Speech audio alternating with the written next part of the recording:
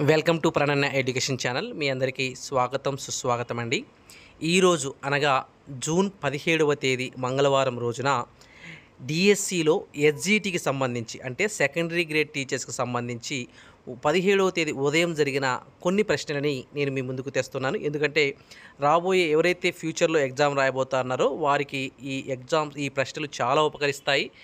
ఈ టాపిక్స్ నుంచి ఎక్కువ ప్రశ్నలు అడిగే అవకాశం ఉంటుంది కాబట్టి తప్పనిసరిగా ఈ టాపిక్స్ తప్పనిసరిగా చదువుకొని వెళ్తే మంచి మార్కులు సాధించే అవకాశం ఉంటుంది. ఓకే, అలాగే ఈరోజు లేదా గతంలో ఎవరైతే ఎగ్జామ్ రాశారో వారికి కూడా పేపర్ ఎలా ఉంది, ఏ విధంగా మార్క్స్ వస్తాయనే విషయాన్ని కూడా మీరు అంచనా వేసే అవకాశం ఉంటుంది. కాబట్టి ఈ యొక్క వీడియోని తప్పనిసరిగా జాగ్రత్తగా చూడండి, స్కిప్ చేయకుండా చూడండి. అలాగే ఈ వీడియో నచ్చినట్లయితే లైక్ చేయడం మాత్రం మర్చిపోవద్దు. మరి ముఖ్యంగా సబ్స్క్రైబ్ చేసుకోండి, మీ మిత్రులకు కూడా షేర్ చేయండి. ఓకేనా? రైట్, ఈరోజు వీడియోలోకి వెళ్దాం.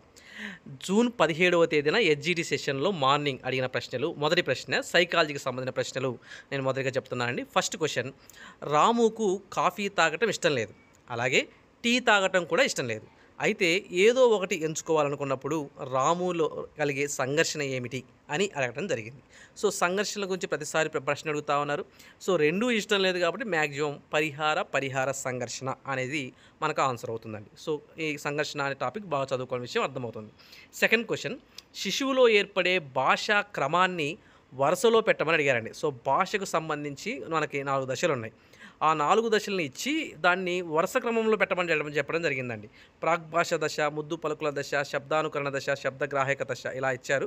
వాటిని ఆర్డర్స్ ఏబిసిడి సిడిఏబి అట్లా ఇచ్చారు. సో కాబట్టి ఆ ఆన్సర్ని మీరు బాగా చదువుకోవాలి. నెక్స్ట్ థర్డ్ క్వశ్చన్, క్రీడలకు సంబంధించిన ప్రశ్న అడిగారండి. క్రీడలు, ఏకాంతర క్రీడలు, సమాంతర క్రీడలు, సహకార క్రీడలు అనే దానికి సంబంధించిన ప్రశ్న కూడా అడగడం జరిగింది.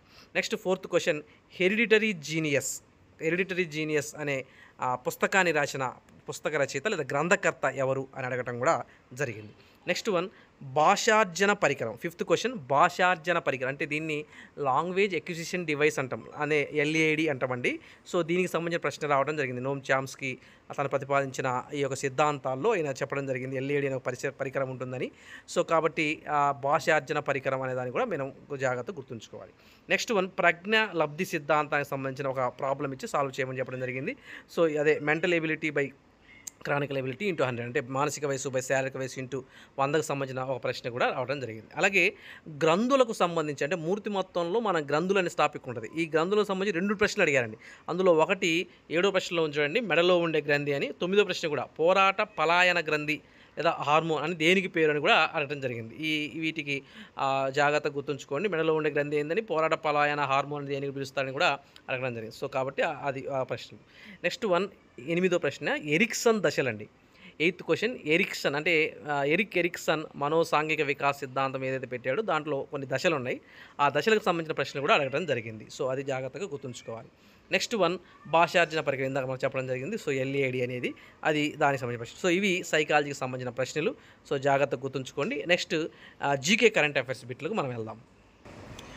నెక్స్ట్ జీకే అండ్ కరెంట్ అఫైర్స్లో ఫస్ట్ క్వశ్చన్ అండి, మన ఆంధ్రప్రదేశ్ రాష్ట్రంలో ఏ జిల్లాలో ఏఐ అంటే ఆర్టిఫిషియల్ ఇంటెలిజెన్స్ని ఏర్పాటు చేశారు అని ఫస్ట్ క్వశ్చన్ అడిగారు. అలాగే రెండో ప్రశ్న, భారతదేశంలో అతిపెద్ద లైబ్రరీ ఏది?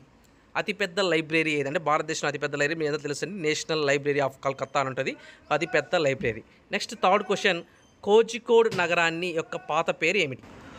కోజికోడ్ నగరం యొక్క పాత పేరు ఏమిటి అని కూడా అడగడం జరిగింది, అంటే కలకత్తా. సో ఇది మీకు కూడా తెలిసిన విషయమే. నెక్స్ట్ క్వశ్చన్ చాలా మంచిగా అడిగారు, కింది వారిలో పేలుడు పదార్థాల వల్ల మరణించిన చక్రవర్తి ఎవరు అని అడిగారు. అంటే చక్రవర్తుల పేర్లు అక్బర్ ఇట్లా ఇచ్చారు. సో దానికి ఆన్సర్ మరణించిన వారు ఎవరంటే షేర్షా, అంటే పేలుడు పదార్థాల వల్ల మరణించిన చక్రవర్తి Sher Shah. Next question, Silent Valley ఉద్యమాన్ని నిర్వహించిన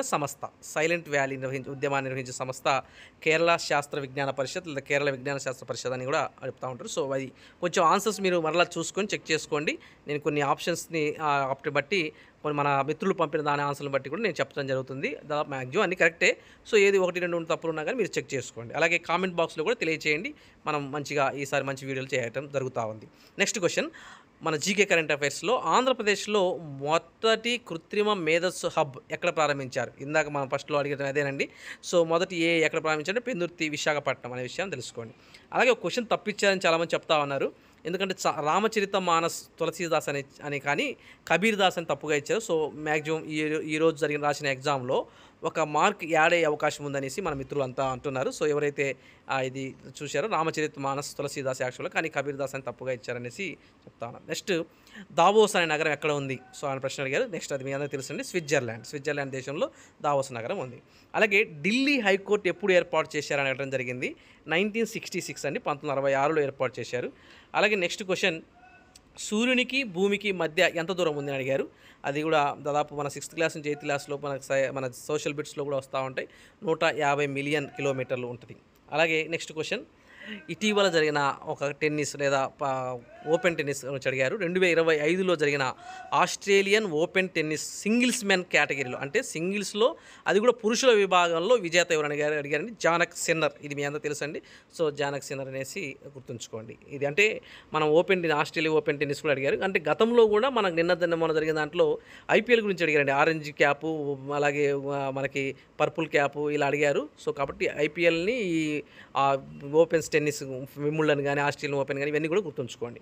నెక్స్ట్ క్వశ్చన్ అండి, రాజ్యాంగ పరిషత్ చివరి సమావేశం ఎప్పుడు జరిగింది? సో ఇది మనకి స్టాండర్డ్ జీకి సంబంధించి ఇది మనకు తెలుసండి, 1950 జనవరి 4లో జరిగింది. 26 నుంచి గణతంత్ర దినోత్సవం జరుపుకున్నారు. సో చివరి సమావేశం రాజ్యాంగ పరిషత్ది 1950 జనవరి 24 అనే విషయాన్ని గుర్తుంచుకోండి. అలాగే పర్స్పెక్టివ్ ఎడ్యుకేషన్లో ఎక్కువ శాతం ఎన్ఈపీ 2020 గురించి అడిగారు. అలాగే ఎన్సీఎఫ్ 2005 గురించి అడిగారు. అలాగే 1986 జాతీయ విద్యా విధానం నుంచి కూడా అడిగారు. సో ఈ 3 మాత్రం మరలా చెప్తా ఉన్నాను. సో విద్యా దృక్పథాలకు సంబంధించి మీరు జాతీయ విద్యా విధానం 2020 చదువుకోండి. అలాగే ఎన్సీఎఫ్ 2005 గురించి కూడా చదవండి. అలాగే ఎన్ఈపీ 1986 కూడా మీరు చదువుకోవాలి వెళ్ళాలి. ఇవి మా కొన్ని ఇంపార్టెంట్ బిట్స్. అలాగే మీకు ఇంకా ఏమైనా తెలిసిన బిట్స్ ఉంటే మీరు కామెంట్ బాక్స్లో తెలియజేయండి. ఇప్పటిదాకా ఈ వీడియో నచ్చినట్లయితే తప్పనిసరిగా లైక్ చేయడం మాత్రం మర్చిపోవద్దు. మీ మిత్రులకు షేర్ చేయండి. అలాగే ఎవరైతే ఇంకా ముందు ఎగ్జామ్స్ రాయబోతున్నారో వారందరికీ కూడా ఆల్ ది బెస్ట్. తప్పనిసరిగా విజయం సాధించాలని మనసారా కోరుకుంటూ మీ Rajesh sir. Thank you for watching.